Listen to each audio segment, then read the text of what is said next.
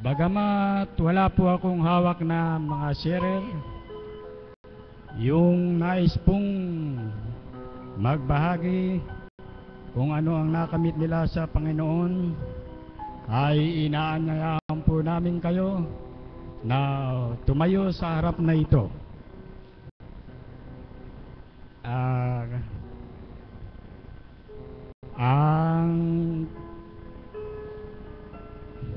Ang una ko pong tatawagin sa umagang ito ay ang ating kapatid na alagad. Ito po ay ang ating kapatid na si Angelina.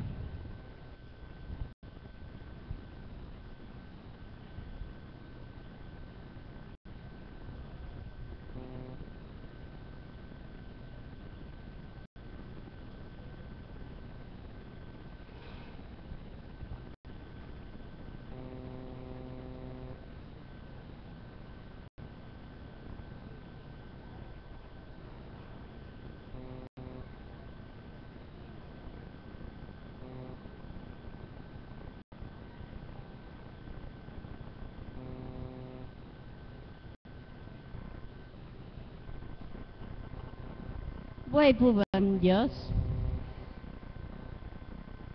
Magandang umaga po sa inyong lahat, lalo't higit sa Ama at sa Diyos Espiritu Santo. Hindi ko po akalaing ako'y mag-share ngayong araw na ito.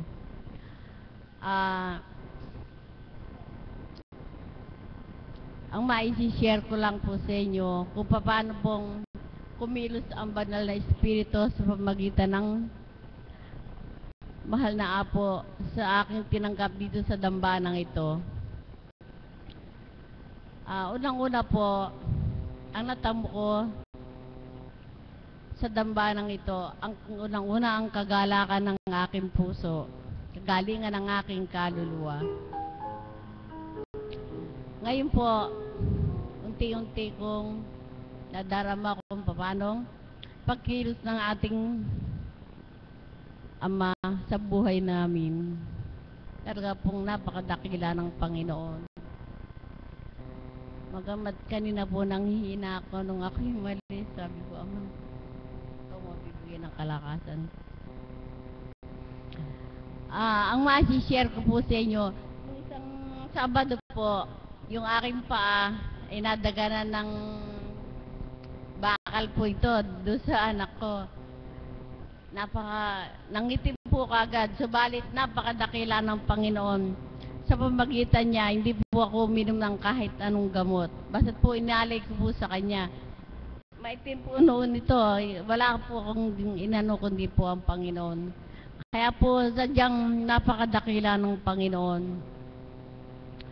Ang share ko din po yung nung pong ang anak ko isang araw po, matigas po yung kanyang panga.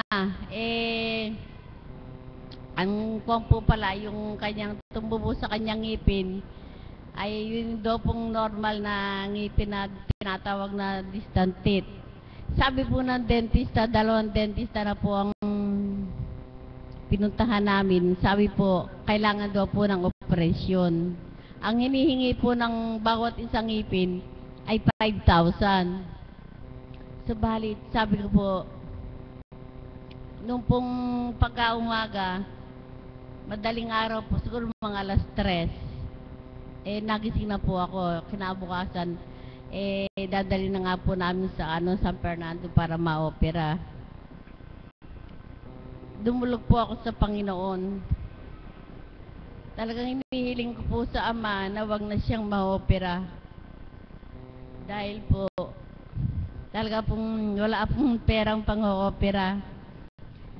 Nung pagkadilat ko po na yon, dumudulog din po pala yung kabiyak ko. Hindi ko po alam ko po natutulog siya. Kaya nung pong dumilat ang aking mga mata, sabi ko, purihin ka, Ama.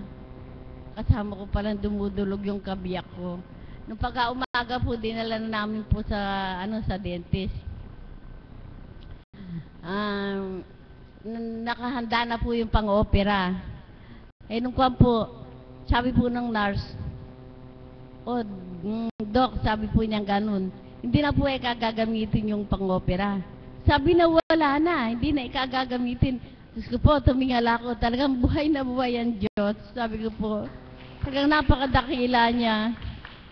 Talagang hindi ko po alam kung paano pasasalamat kung ibabalik sa Panginoon ang pagkilos niya sa amin. Marami na pong kaganapan sa buhay ko. Ngunit hindi ko na i-share. Siguro po hindi pa po takdaan lahat. Sabi nga po ng mahal na apo, sa pamagitan ng Espiritu ng kanyang kinalugdan, ang lahat ay takda-takda.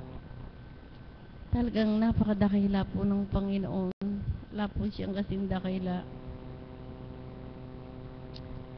Yun na lang po, magandang huling umaga po sa inyo lahat. Salamat po.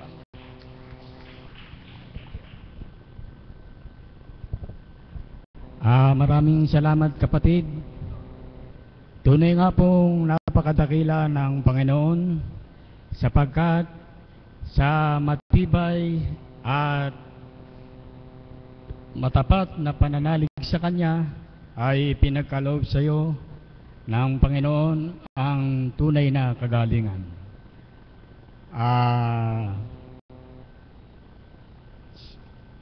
Inaanyayahan ko po kayo upang magbahagi sa harapang ito upang ipahayag kung ano ang biyaya at kahiwagaan na nakamit natin sa Panginoon. Sino po ang nais magbahagi?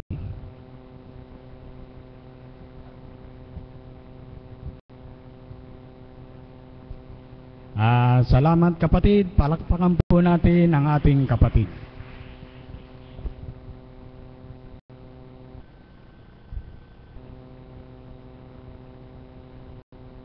Magandang umaga po sa inyo. Di po ako pero po natutuwa po ang aking puso, nagagalak.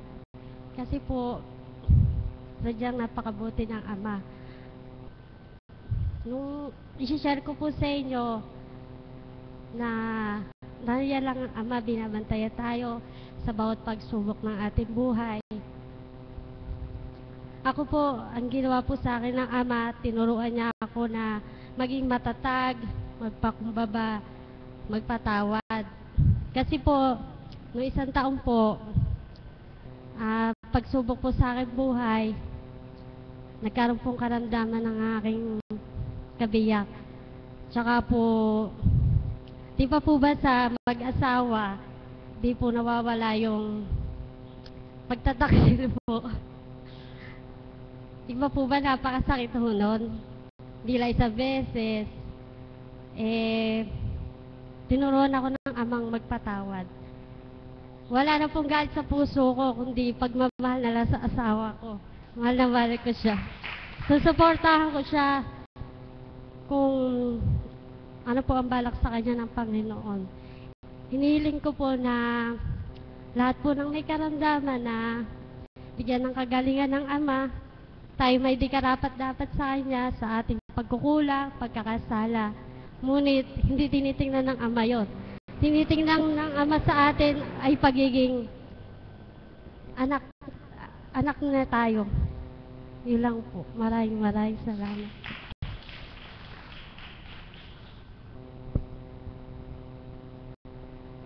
Maraming salamat kapatid. Basta't nanalig po tayo sa Panginoon, lahat ng ating kahilingan ay Kanyang ipagkakaloob. Sino pa po ang nais na magpahayag ng kadakilaan ng Panginoon na ginawa sa kanyang buhay?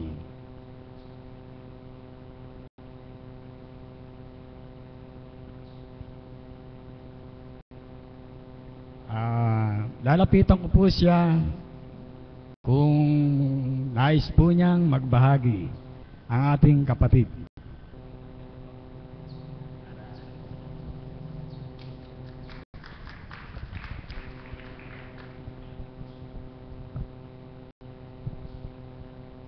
mapagpalang umaga po sa inyong lahat. Ako po ang i-share ko po sa inyo, yung pong abo ko, nilalabasan po ng mga dugo bumubuo. Pero hindi ko po siya kasi maisama dito, nag-aalaga po ng bata. Pero pinapainom ko lang po ng tubig na pinabebentis ako kay amo. Awa po ng Diyos niya, wala na po siyang dugo ngayon. Salamat po. Maraming salamat kapatid. Ang susunod ko pong tatawagin, bagamat hindi ko po siya kilala, ay lalapitan ko na lang po siya.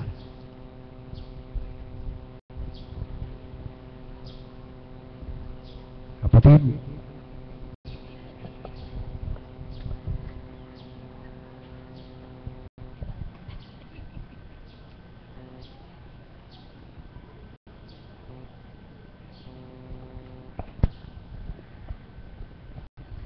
Magandang umaga po sa inyong lahat. Ang may babahagi ko po ay ang aking nadama dito sa dambana. Opo ay ilang linggo pa lang po. Yan po ang nararamdaman sa akin tiyan. Ba't po pag kumain po ako kahit konti, talaga pong para pong namamaga yung sikmura ko. Ang sakit. Dinulog ko po kay Apo. Pinainom po ako ng mga herbal. 2 days lang po, meron na akong naramdaman na gumagaling ako. Hanggang sa ngayon po, wala na po. Pero po pinatutuloy niya yung gamot sa akin na 1 month. Tinutuloy ko naman po. Yun lang po, maraming salamat. Maraming salamat kapatid. Sa magandang ipinahayag mo, tunay nga pong kaidakila ng Panginoon, sapagkat lahat ng ating kahilingan ay ipagkakaloob niya. Ang susunod ko pong tatawagin ay magbibigay ng isang awitin ang ating pong kapatid na Annalyn Reyes. Sorry po. Dalawa po sila. Ang pangalawa po ay ang ating kapatid na Mirna Andrada. Palakpakan po natin ang buhay ng Diyos.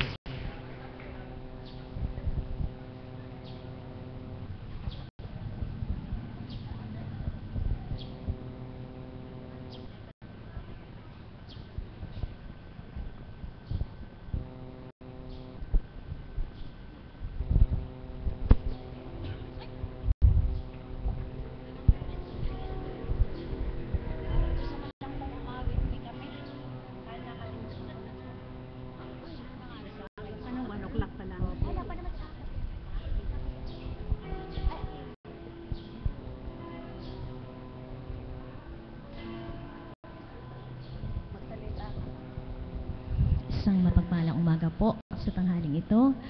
Tunay nga po ang pagkilos ng Ama ay walang nakababatid sino man. Amen po ba yun? Kung paano nga po kayo tinawagan sa araw na ito na wala kayong kamalayan, sumalit ng ibabaw ang paghahari at kalooban ng ating Ama, kaya po kayong lahat ay nandito ngayon. Amen po ba yun? So ibig po sabihin, kung walang kamalayan ng bawat isa, walang nakababatid kung sino ang pagpapalain o makakamit ng biyaya sa araw na ito. Amen po ba yun? Kaya't ang lahat ay umasa, manalig magtiwala ng Diyos ay buhay na inyong dinakuan sa dakong ito. At gaya po ng dati sa tuwina, tinuturan ang pakinggan po natin ang kahulugan ng awitin.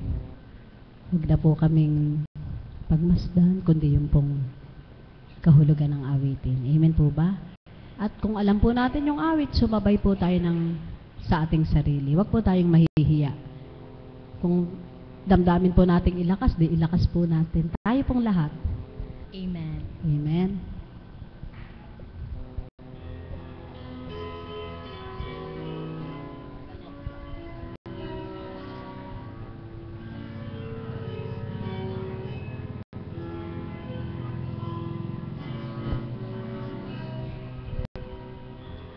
Lord, I'm to you.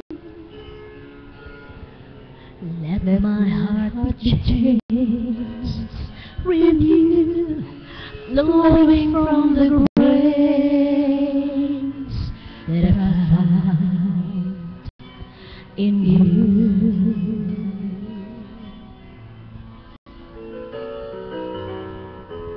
Lord, I've come to know the weaknesses I see in you will be stripped away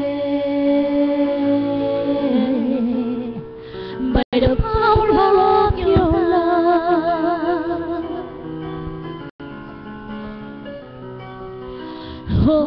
Hold me close, let your love surround me. Bring me near, draw me to your side,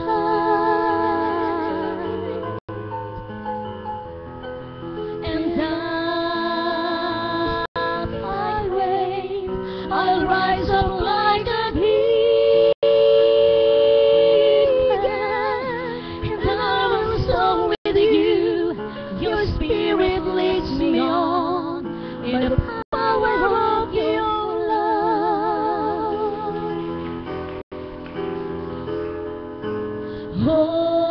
Hold me close, let your love surround me. Bring me near, draw me to your side,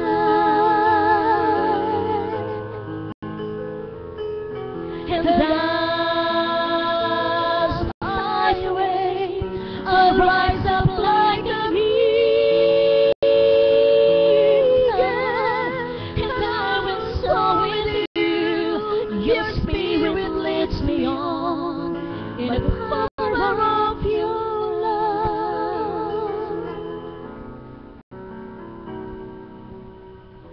Lord, I'm laying my eyes, see your face, to face the knowledge of your love, assured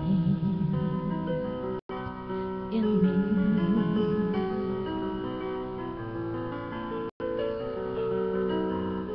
Lord, renew my mind as your will unfolds in my life, in living every day by the power of your love.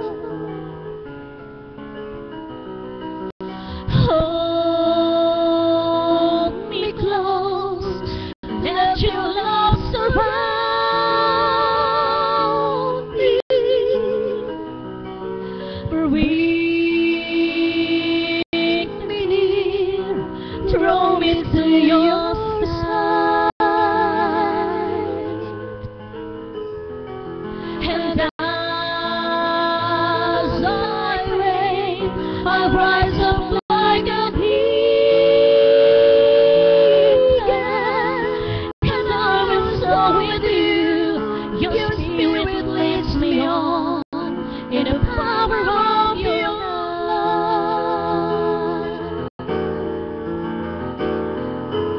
Hold me close, let your love surround me. Bring me near, draw me to your side,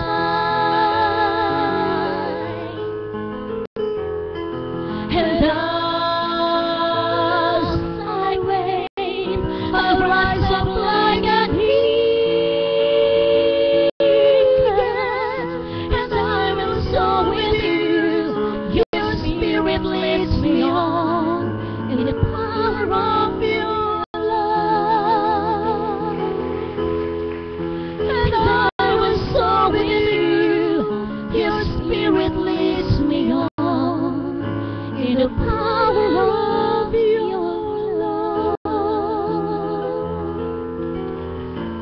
Salamat po, Ama. At salamat, Mami. Ipalakas niyo po ang aming espiritu sa inyong pagsang-ayon, sa inyong pong pag-amen. Amen Salamat po. po.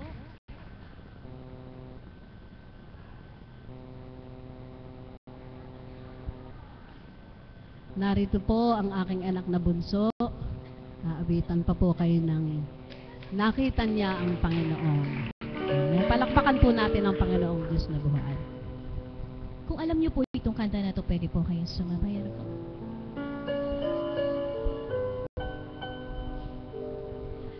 I'm so blessed, my Lord, I can see you in all the love that takes so fine and true. I see you in the beauty of the flowers and the rain. I see you between the lines of a sweet refrain. I'm so blessed, my Lord, I can see you even when I'm lonely and in pain.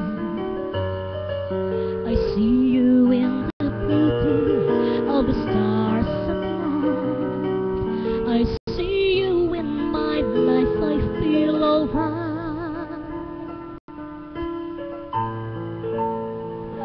I see you, Lord, in sorrow and in happiness. I see you in the glory of sweet success. I see you, Lord, every hour, every day. I can see you, Lord, whenever I pray.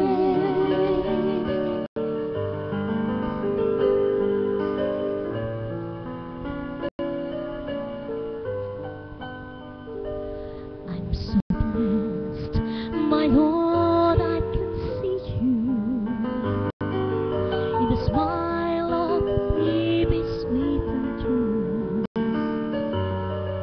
I see you in the eyes of a very best friend. I see you in this month, just like your love will never end. I see you, Lord, in sorrow and in happiness. I see you in the glory of sweet success. I see you, Lord, every hour, every day. I can see you, Lord, whenever I pray. I see you, Lord, in sorrow and in happiness. I see you in the glory of sweet success. I see you, Lord, every hour, every day. I can see you, Lord, whenever I pray. I pray. I can see you, Lord, whenever I pray.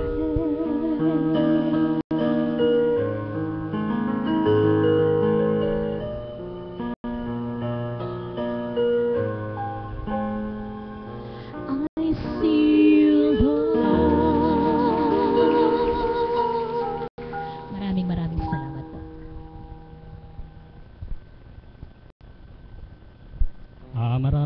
Maraming salamat kapatid sa magandang tinig na inihandog niyo sa amin lahat. Ang susunod po nating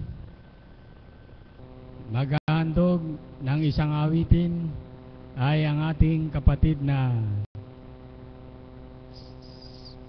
si Pilar Mananghaya.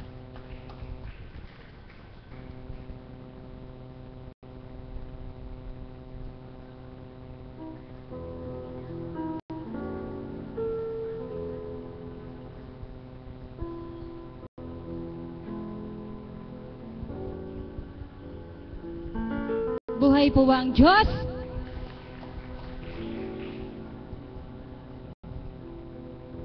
Dahil ngayon po ay kapistahan ng ating mahal na ina, ang ina ng laging saklolo, kaya't Nais ko pong awitan siya ng isang awit na nawa po, mahal na ina.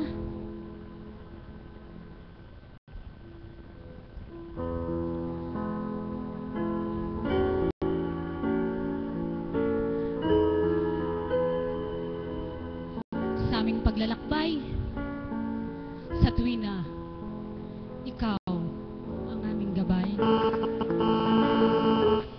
patungo sa iyong anak na aming Panginoong Hesukristo.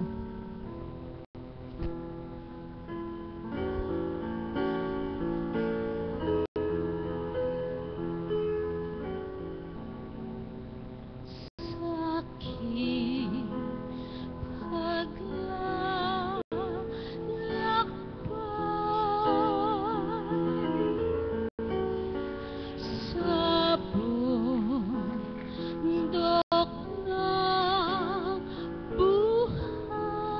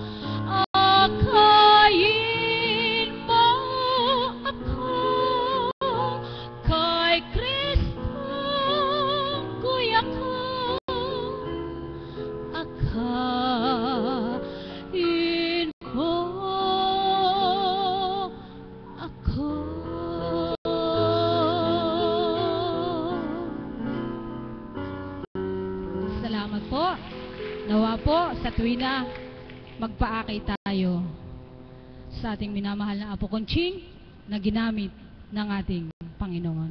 Muli po, isang mapagpalang umaga po.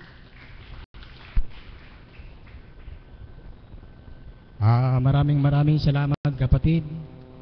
Ang susunod ko pong tatawagin ay ang ating Mother of the House, Mother Marisa.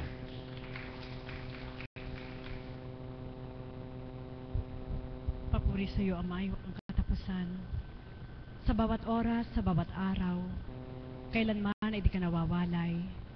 Bagkos ang iyong pag-ibig ay patuloy kong nararamdaman upang sa dako mong banal, ikay paglingkuran sa pamamagitan ng inyong kinalugdan ang aming mahal na Apo Conching na sa amin ay nagbigay at nagbukas ng aming diwa upang kamtin ang iyong karunungan at mapaglingkuran ka ng buong katapatan. Amen. Buhay po ba ang Diyos? Kumusta po kayo? Kumusta po ako? Bawat araw po, bawat oras, sabi nga ng ating Panginoon, hindi mo dapat ikahiya kung ano yung ginagampanan ng Diyos sa buhay mo. Sa kabila ng pagsawaan man ng mukha mo ng mga kapatid mo, ang mahalaga, kung anong naramdaman mo na buhay siya, ipahayag sa lahat upang makamtan sa tuwi na ang galak. Amen po ba yun? Buhay po ba ang Diyos? Sino po yung andito kahapon sa misa? Taas nga po ng kamay. Iilan lang po, ano po, sigurado ang mga alagad andito po. Alam niyo po, nagnilay po ako ng malalim pagkatapos po nung kagabi hanggang kanina pong madaling araw, na sabi ko nga po sa inyo, napakapalad po natin na ako po mismo sa unang buhay, hindi ko po na-appreciate yung homily ng pare sa unang buhay. Subalit nang dahil po may isang Apo Conching na nagmulat at nagbukas ng aming diwa sa kabanalan at sa karunungan ng ating Panginoon, amazing. Buhay po ba ang Diyos? Amen po ba yun? Bakit ko po sinambit yun? Sapagkat bilang isang katauhan, kung magsusuri ka, kayo rin, gawin nyo rin po yun. Maaaring humanga ka sa isang katauhan sapagkat napakagaling niya magbigay ng pahayag o kung dili kaya kung ano-ano pa. Subalit anong tinuran po ng ating Panginoon sa katauhan ng ating mahal na Apo Conching? Kung nakikita nyo daw po siya na may kopya o dili kaya nagsusulat at nagsusunog ng kilay upang humarap sa inyo, doon maaari pa kayo magduda. Subalit ano po ang amazing? Ang ating mahal na Apo Conching, kahit bantayan nyo po umaga at gabi, tuwira ang ating Panginoon ang gumagamit sa kanyang pagkatao. Buhay po ba ang Diyos? Bakit ito po ang ipinahayag ko po sa inyo? Huwag nyo pong baliwalain. Sa totoo lang po, tayong lahat po, ina-appreciate po natin lahat na nagbibigay ng homily sapagkat yan po ay pinag-aralan nila ng 15 taon. Amen po ba yun? Subalit purihin ang ating Panginoon nang dahil sa kanyang karunungan at sa Espiritu Santo na gabay ng kanilang mga buhay, tayo pong mga tao na hindi nag-aral ng 15 taon nang dahil may isang nag-akay at isang nagpamulat na ang Diyos ay buhay sa salita at gawa, nakakasakay po tayo sa homily ng pare. Buhay po ba ang Diyos? Amen po ba yun? Kaya sinong kahanga-hanga? Siyempre po, ang sariling atin. Amen po ba yun? Bakit ko po nasabi? Hindi ko po kaya ipagpalit si Apo Conching. Buhay po ba ang Diyos? Bakit po? Sapagkat sa unang buhay, maging ako, nagsusuri ako, hindi ko nauunawaan yung mga homily na yan. Kahit karampot, narinig mo, na sa tuwi na, sinasambit ka ng ating Panginoon, ano po ang naging sekreto? Sapagkat sa paghahasik po sa dakong ito, nang una po ay tagapakinig at naging alagad, hindi po binaliwala yung paghahasik ng ating Panginoon. Ano po ang ginampanan ng ating Panginoon sa ating mga sarili, lalo na sa aking buhay? Sa kabila ng kanyang paghahasik, siguro nasilayan ng ating Panginoon na tumatalbog lang sa puso ko nung una. Amen po ba yun? Subalit nang ako'y pumarito sa dakong ito, bukod sa kanyang paghahasik, nilinang po niya ang puso ko upang tumubo ang kanyang salita. Buhay po ba ang Diyos? Amen po ba yun? Kaya kapakit-pakinabang sa bawat araw. O sige nga, may tatanong ko po ako sa inyo, who wants to be a millionaire? Taas nga po ng kamay. Ayaw nyo? Ay, bahala kayo. Ayaw nyo. Ayaw po nila. Ayaw po nyo maging milyonaryo? Ako gusto ko. Hindi sa larangan ng salapi, kundi sa larangan ng karunungan na dulot sa dakong ito bilang espiritu sa katauhan ng ating mahal na Apo Kunching. Buhay po ba ang Diyos? Amen po ba yun? Alam niyo po ba bakit naisip ko po yun habang umaakyat po ako sa hagdanan? Anak, naaalala ko po yung palabas sa TV na Who Wants to be a Millionaire? Kapag nakita mo yun, marami silang tanong. At kapag hindi mo nasagot, wala siyang points. Amen po ba yun? At kapag nasagot mo, saka may points ang ating Panginoon sa katotohanan lang.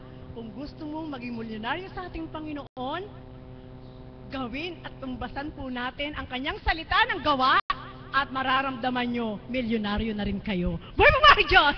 Amen po ba yun? Baka sabihin nyo, sinasabi ba yan ni kapatid na Marisa dahil gano'n na siya? Opo, sapagkat mayroon po kaming pattern na sinusundan. Sino? Si Apo Kunching. Buhay po ba ang Diyos? Kaya, sa madaling salita po, sa bawat araw, sabi ko nga po sa inyo, kulang ang tulog po namin.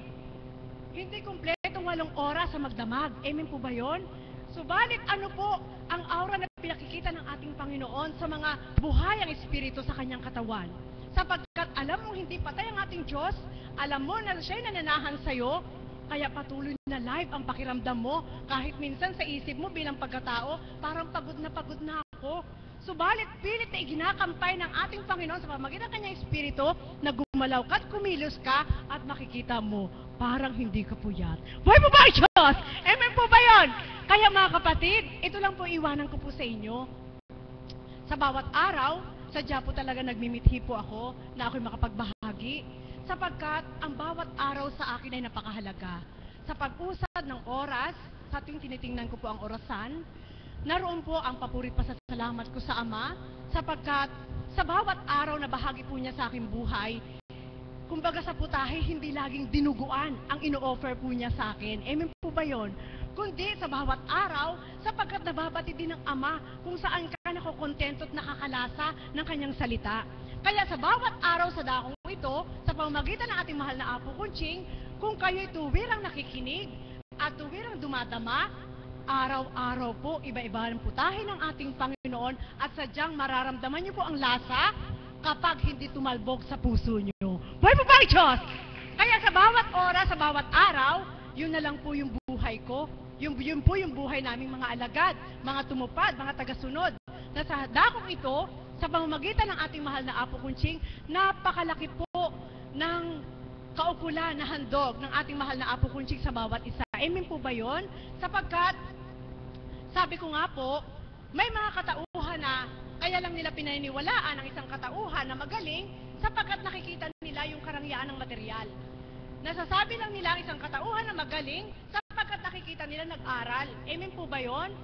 Subalit sa dakong ito, kung inyong susuriin, hindi bilang katauhan, walang ibang pinakamagaling kundi ang ating Panginoon sa pamamagitan ng banal na Espiritu sa katauhan ng ating mahal na Apo Kunching na kung atin pong bibigyan ng pansin ang bawat salita ng ating Panginoon kapag nakatindig po siya dyan, nakita po pag pumipikit na po siya at dumudulog sa ating Panginoon, ano po ang inyong damdamin sa oras na yon?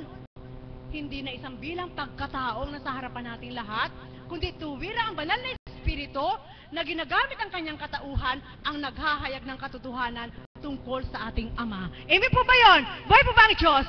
Kaya dapat lang po magalak ang mga lingkod ng ating Panginoon na kung sa dakong ito ay nabuksan ang mga mamamayan, ang madla at pagdaka sa kanilang parokya ay makasakay sila doon sa homily ng pare at pagdaka ay iba-isa buhay, may ugat po yung pinagmulan. Amen po ba yun? Sapagkat maging ako, sabi ko nga po sa inyo, ni sa hinagap ng isip at puso ko, hindi ko akalain na ako'y matutungo sa dakong ito.